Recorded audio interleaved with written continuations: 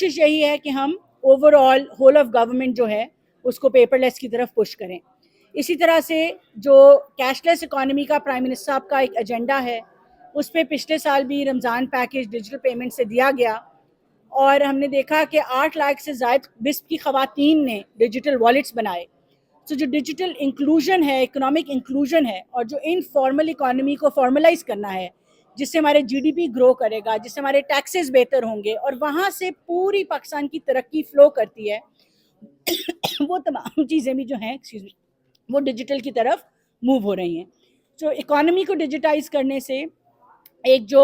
ہمارے fiscal challenges ہیں، economic challenges ہیں، وہ ریزالو ہوں گے اور وہاں سے باقی چیلنجز کی ریزولوشن فلو کرتی ہے. اسی طرح سے سوسائٹی کی طرف اگر ہم آ جائیں تو آپ نے دیکھا ہم نے اسلام آباد میں آسان خدمت سینٹر بنایا، ایک انڈر ون روف ہم نے تمام گورنمنٹ سروسز اویلیبل کی. اسی کی جو پاک ایپ ہے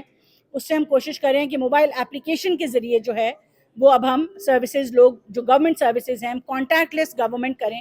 اور گورنمنٹ کی سروسز لوگوں کو گھر سے بیٹھ کے اپنے موبائل سے، اپنے کمپیوٹر سے اویلیبل ہوں. نہ آپ شناختی کارڈ کی لائن میں لگیں، نہ آپ ایچ ای سی کی لائن میں لگیں ڈگری ویریفیکیشن کے لیے، نہ آپ اپوسٹائل کی لائنوں میں لگیں، نہ آپ بل دینے کی لائنوں میں لگیں. آپ کا ٹائم، آپ کی